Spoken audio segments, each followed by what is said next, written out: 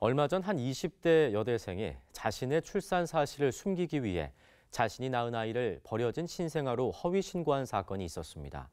이를 두고 미혼모에 대한 인식 변화와 영아 유기를 막기 위한 제도적 보완이 시급하다는 목소리가 높아지고 있는데요. 버려지는 아이들을 위한 이른바 베이비박스를 운영하는 주사랑 공동체 교회도 비밀 출산을 지원하는 법안 마련에 나섰습니다. 이빈나 리포터가 보도합니다.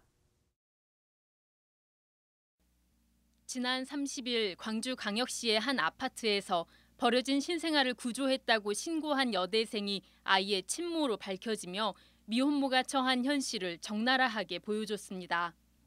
사회의 무관심과 편견 속에 영아 유기는 여전히 줄어들지 않고 있습니다. 경찰청 통계에 따르면 지난 2005년까지 150여 건 정도를 유지하던 영아 유기 건수는 2006년부터 2009년까지 꾸준한 감소세를 보이다 2011년 이후 급속히 증가하는 모양새입니다.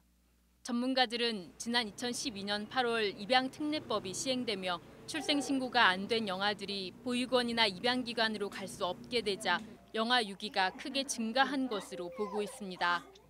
지난 2009년 12월부터 주사랑 공동체 교회에서 운영하고 있는 베이비박스의 상황도 마찬가지입니다.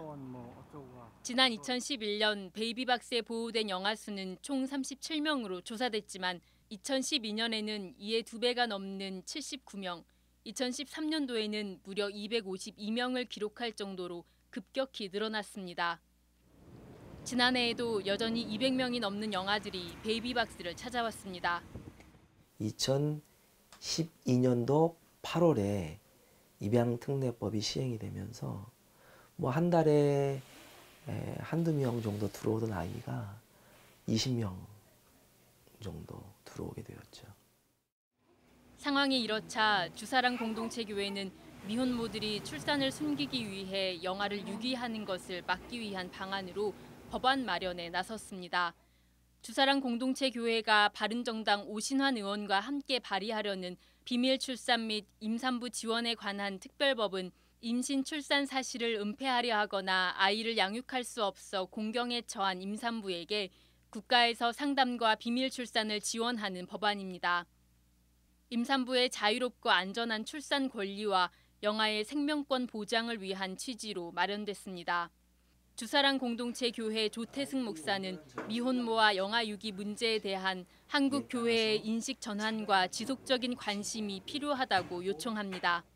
아기, 생명의 관점에서 이 일을 접근해 가다 보면 그 아이를 돌보고 있는 미혼모를, 아기 엄마를 긍휼히 여길 수 있는 그러한 마음이 우리 한국 교회 안에 그리고 교인들 마음 가운데 생길 수 있으리라고 저는 생각을 해요.